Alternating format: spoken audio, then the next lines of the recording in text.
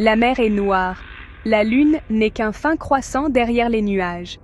La plupart de l'équipage pirate dort, épuisé par une journée de labeur. Seul un guetteur solitaire reste éveillé, luttant pour garder les yeux ouverts. Il ne voit rien, n'entend rien. Pourtant, le danger glisse silencieusement sur l'eau. Un navire ennemi, voile peinte en noir, s'approche. Ça pourrait être la marine royale ou des pirates rivaux, tous deux sans pitié et patients. Ils ont traqué ce navire pendant des jours, attendant l'heure avant l'aube, quand le sommeil est le plus profond. Soudain, la nuit explose, les canons grondent, les éclats volent et le chaos éclate. Les pirates sous le pont sont réveillés en sursaut, cherchant leurs armes dans la confusion. Les assaillants sont déjà à l'abordage, se balançant à l'aide de cordes, leurs cris de guerre résonnant. L'équipage endormi est pris au dépourvu, se battant en vêtements de nuit, trébuchant dans le noir. Beaucoup de voyages de pirates ne se terminaient pas par une bataille épique, mais par un massacre unilatéral avant l'aube.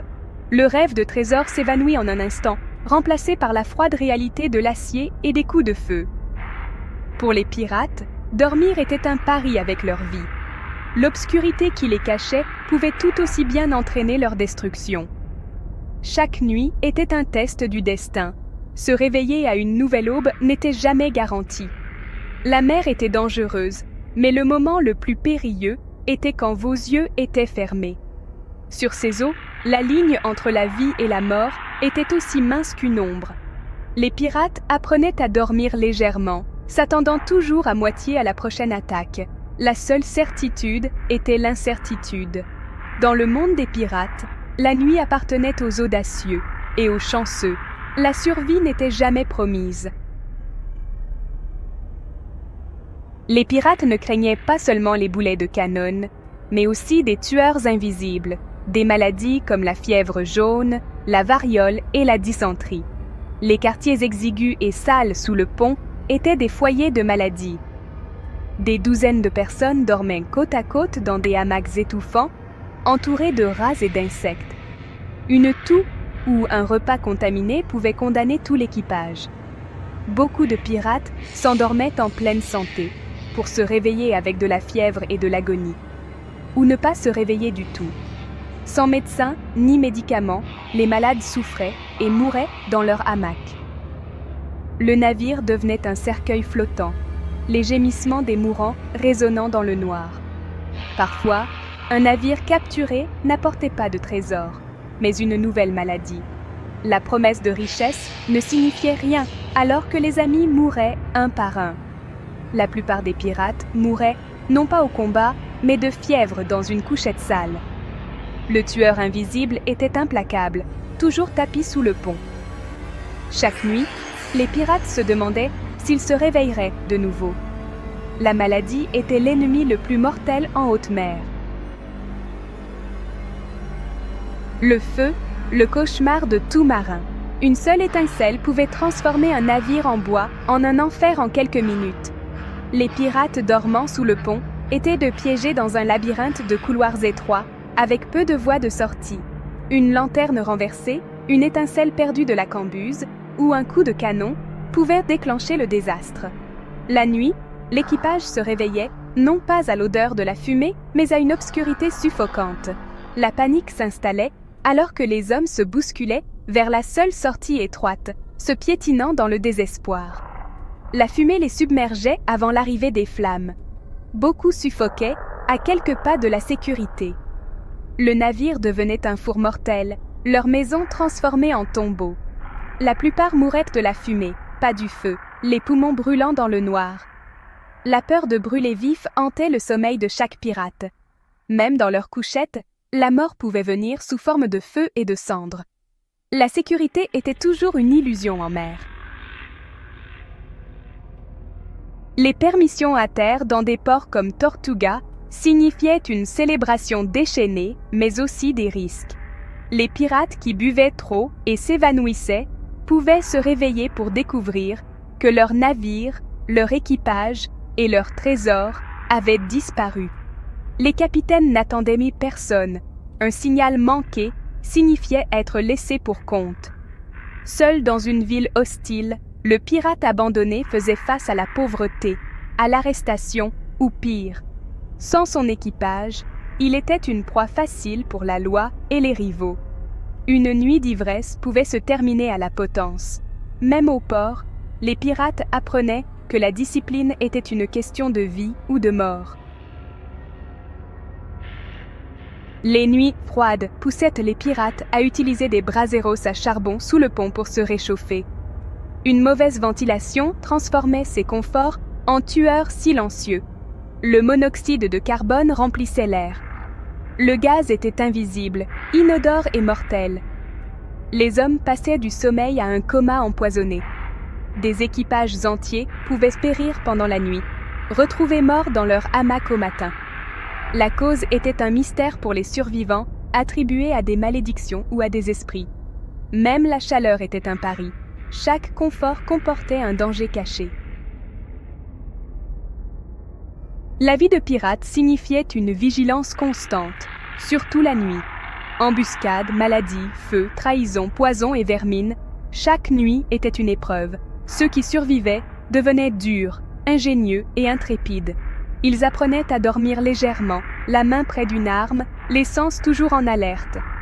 Survivre à la nuit forgeait des légendes, des hommes qui risquaient tout pour la liberté. Le soleil du matin était une victoire, une preuve de leur résilience. Pour les pirates, chaque aube était méritée. Leur légende s'est construite sur la survie des nuits les plus mortelles du monde.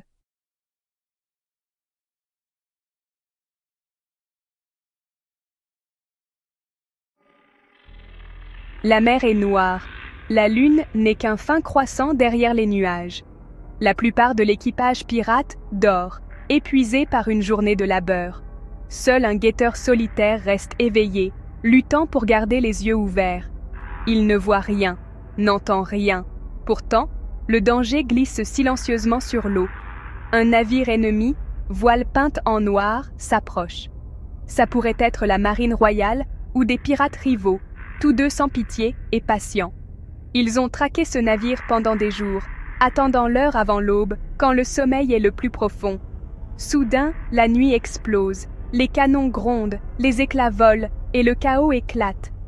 Les pirates sous le pont sont réveillés en sursaut, cherchant leurs armes dans la confusion.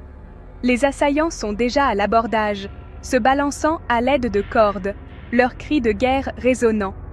L'équipage endormi est pris au dépourvu, se battant en vêtements de nuit, trébuchant dans le noir. Beaucoup de voyages de pirates ne se terminaient pas par une bataille épique, mais par un massacre unilatéral avant l'aube. Le rêve de trésor s'évanouit en un instant, remplacé par la froide réalité de l'acier et des coups de feu. Pour les pirates, dormir était un pari avec leur vie. L'obscurité qui les cachait pouvait tout aussi bien entraîner leur destruction. Chaque nuit était un test du destin.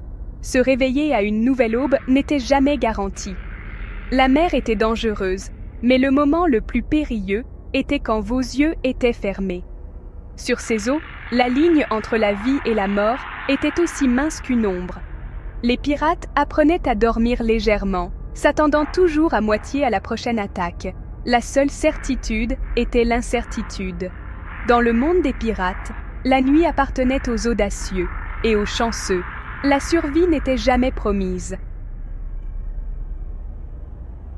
Les pirates ne craignaient pas seulement les boulets de canon, mais aussi des tueurs invisibles, des maladies comme la fièvre jaune, la variole et la dysenterie.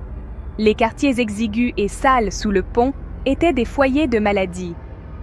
Des douzaines de personnes dormaient côte à côte dans des hamacs étouffants, entourés de rats et d'insectes. Une toux ou un repas contaminé pouvait condamner tout l'équipage. Beaucoup de pirates s'endormaient en pleine santé, pour se réveiller avec de la fièvre et de l'agonie, ou ne pas se réveiller du tout. Sans médecin ni médicaments, les malades souffraient et mouraient dans leur hamac. Le navire devenait un cercueil flottant, les gémissements des mourants résonnant dans le noir. Parfois, un navire capturé n'apportait pas de trésor, mais une nouvelle maladie. La promesse de richesse ne signifiait rien, alors que les amis mouraient un par un. La plupart des pirates mouraient non pas au combat, mais de fièvre dans une couchette sale. Le tueur invisible était implacable, toujours tapi sous le pont. Chaque nuit, les pirates se demandaient s'ils se réveilleraient de nouveau. La maladie était l'ennemi le plus mortel en haute mer. Le feu, le cauchemar de tout marin. Une seule étincelle pouvait transformer un navire en bois en un enfer en quelques minutes. Les pirates dormant sous le pont étaient de piéger dans un labyrinthe de couloirs étroits, avec peu de voies de sortie. Une lanterne renversée, une étincelle perdue de la cambuse, ou un coup de canon pouvaient déclencher le désastre. La nuit, l'équipage se réveillait, non pas à l'odeur de la fumée, mais à une obscurité suffocante. La panique s'installait, alors que les hommes se bousculaient vers la seule sortie étroite, se piétinant dans le désespoir. La fumée les submergeait avant l'arrivée des flammes. Beaucoup suffoquaient, à quelques pas de la sécurité. Le navire devenait un four mortel, leur maison transformée en tombeau.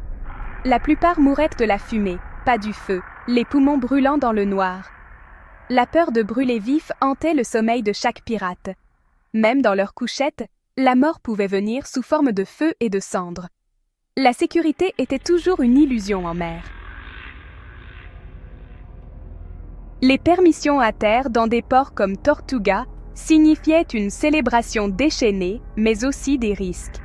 Les pirates qui buvaient trop et s'évanouissaient pouvaient se réveiller pour découvrir que leur navire, leur équipage et leurs trésors avaient disparu.